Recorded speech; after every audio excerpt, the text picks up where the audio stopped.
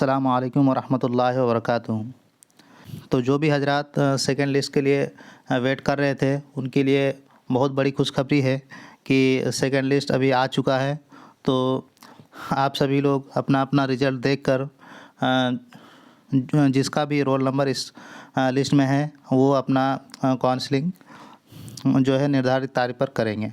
आप सभी लोग चैनल को सब्सक्राइब कर लीजिए, क्योंकि सारी जानकारी आपको इसी यूट्यूब चैनल पे मिलेगी। जैसा कि अभी रिज़ल्ट निकलवाने के लिए काफ़ी ज़्यादा मेहनतें चल रही थी, तो उसका परिणाम ये है कि आज एक नोटिफिकेशन आया है और उस नोटिफिकेशन में आयोग ने सेकंड लिस्ट जारी कर दिया है। तो उन सभी स्टूडेंट के लिए बहुत बड़ी खुशखबरी है जो सेकंड लिस्ट का वेट कर रहे थे। तो इस नोटिफिकेशन में आयोग ने ये कहा है कि उनको लग रहा है कि जो अभी तक स्क्रूटनी हुआ है उसमें उसके हिसाब से उनके जो कुछ सीटें हैं वो खाली जा सकती हैं, इसीलिए उन्होंने सेकेंड लिस्ट जारी किया है। और ये नोटिफिकेशन आप देख सकते हैं 17/1/2024 का, यानी आज का ही नोटिस है। और इसमें आप देख सकते हैं कि जैसा कि उन्होंने कहा है कि इससे पहले 1374 अभ्यर्थी का दिनांक 26/7/2022 से लेकर 6/8/2022 तक काउंसलिंग हुआ था। जो हम लोगों के डॉक्यूमेंट को स्क्रूटनी होने के बाद आयोग ने ये पाया कि जो सीट है वो वैकेंट रह सकती है। इसके लिए उन्होंने कुछ कैंडिडेट को काउंसलिंग के लिए बुलाया है और उसका लिस्ट इसमें आपको मैं दिखाऊंगा। जिनका भी लिस्ट में नाम होगा वो अपना जाके काउंसलिंग करा सकते हैं। तो काउंसलिंग का डेट आप ध्यान से देखिए कि काउंसलिंग का जो आपका काउंसलिंग होगा वो आपका काउंसलिंग का डेट है 29/1/2024 से लेकर 30/1/2024 तक है, यानी कि 2 दिन है। 29/1/2024 को और 30/1/2024 को आपको BSSC के ऑफिस में जाकर अपना डॉक्यूमेंट वेरिफिकेशन करवाना है। तो उसमें क्या क्या चीज़ लगेगा उसको देखने से पहले हम लोग सबसे पहले देख लेते हैं कि जो रिज़ल्ट कितने लोगों का आया है। तो आप इसमें देख सकते हैं, तो आप लोग देख सकते हैं इतने लोगों का रिज़ल्ट फिर से आया है सेकंड लिस्ट के लिए। और इसमें आपका रोल नंबर दिया हुआ, और ये जो आपका रोल नंबर है ये आपका मेंस का रोल नंबर है। आप अपना मेंस के एडमिट कार्ड में देखेंगे ये और अपना रोल नंबर मिलाएंगे। मिलाने के बाद जिनका भी इस लिस्ट में नाम होगा वो अपना काउंसलिंग करवाएंगे। ये जो पहला लिस्ट है आपका, ये आपका डेट दिया हुआ है 29/1/2024 को इन लोगों का काउंसलिंग होना है। यहाँ इस पेज में जितने सारे लोग हैं, यहाँ पे आप देख सकते हैं कि जितने सारे लोग हैं, यहाँ इस पेज में जितने सारे लोग हैं, इन सारे लोगों का टोटल 200 लोग हैं और इन 200 लोगों का काउंसलिंग आपका 29/1/2024 को होना है। उसके बाद सेकंड पेज में आप देखिए, सेकंड पेज में भी 29 को ही होना है, 29/1/2024 को। और इस पेज में भी आपका लगभग 200 स्टूडेंट है, इसमें भी 200 स्टूडेंट है और इसका भी काउंसलिंग आपका 29/1/2024 को होना है। और उसके बाद इस लिस्ट में देखिए ये 30/1/2024 का लिस्ट है और 30/1/2024 में इतने सारे लोगों का काउंसलिंग होना है। तो आप अपना रोल नंबर जो आपका मेंस का एडमिट कार्ड था उसमें देख लेंगे, और अगर आपका नाम इसमें होगा तो आप 30 तारीख को जाकर अपना काउंसलिंग आयोग के ऑफिस में ज़रूर कराएंगे। तो इसमें भी आपका 2 पेज है, यानी कि 200 इसमें और 213, यानी कि टोटल 813 लोगों को बुलाया गया है फिर से दोबारा काउंसलिंग के लिए। 813 लोगों को फिर से काउंसलिंग के लिए बुलाया गया है BSSC ऑफिस में सहायक उर्दू अनुवादक के लिए। आप अपना रोल नंबर यहाँ पे देखेंगे और जिनका भी रोल नंबर इसमें होगा वो सारे लोग जाकर अपना काउंसलिंग करवा लेंगे अपने अपने डेट पे। डेट आपका याद रखिएगा 29/1/2024 को और 30/1/2024 को। अब आपको BSSC ऑफिस में क्या क्या ले जाना है। सबसे इम्पोर्टेंट चीज़ ये है कि आपको बीएसएससी ऑफिस में डॉक्यूमेंट के रूप में क्या क्या चीज़ ले जाने हैं।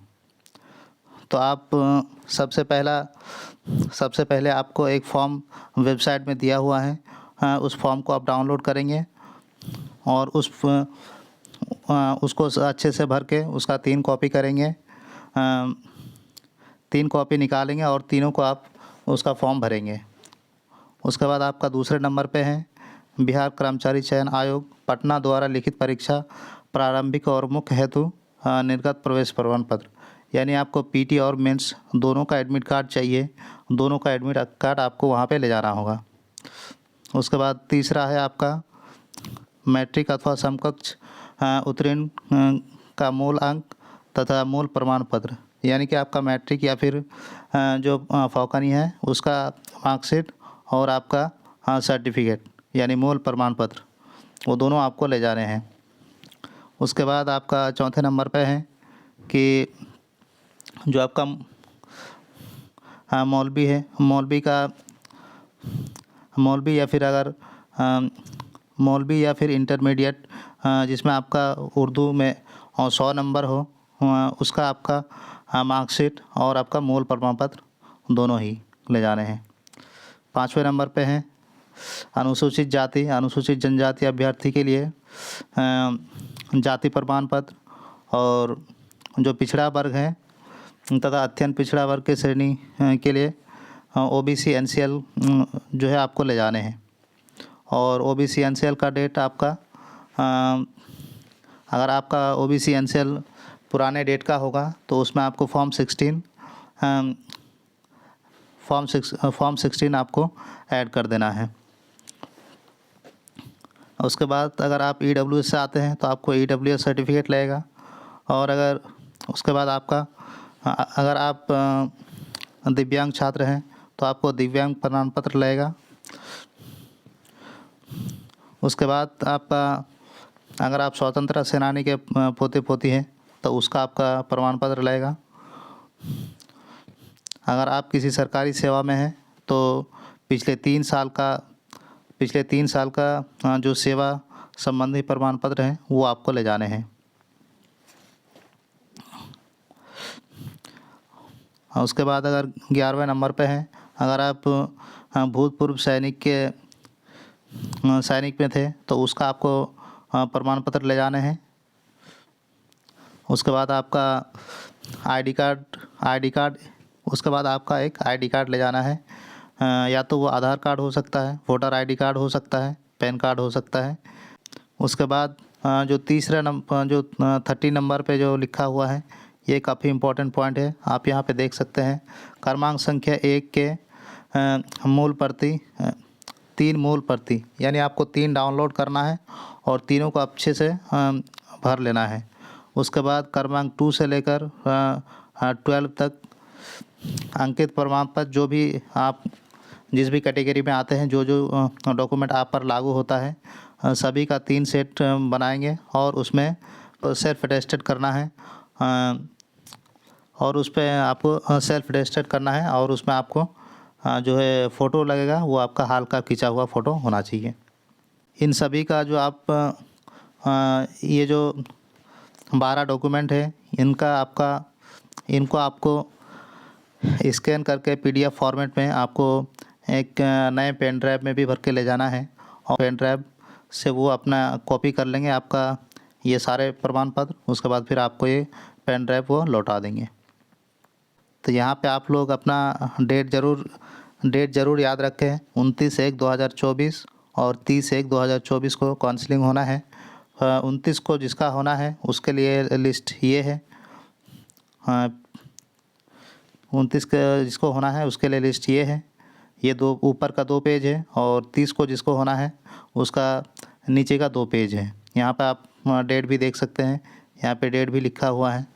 तो आई होप कि आप सभी लोगों को ये चीज़ें समझ में आ गई होगी।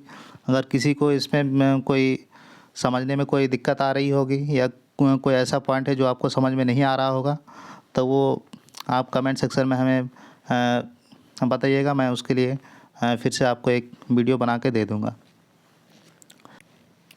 और ये जो पीडीएफ है, ये पीडीएफ मैं अपने टेलीग्राम चैनल पर डाल दूँगा। तो आप सभी लोग टेलीग्राम का लिंक जो है आपके फर्स्ट कमेंट में दिया हुआ है। आप वहाँ जाकर क्लिक करके आप हमारे टेलीग्राम चैनल पर जुड़ सकते हैं और आपको जो भी परेशानी है आप वहाँ पे भी पूछ सकते हैं। आपको ये पीडीएफ और जो आपका फॉर्म है, पहला फॉर्म, वो भी आपको मैं डाल दूँगा। आप लोग वहाँ से अपना फॉर्म भी डाउनलोड कर सकते हैं। तो चलिए यहीं पे मैं अपना वीडियो ख़त्म करता हूँ। अगर आप लोगों को कोई दिक्कत होगी तो आप लोग कमेंट सेक्शन में ज़रूर पूछेंगे या फिर टेलीग्राम में हमें पूछ लेंगे। अस्सलाम वालेकुम।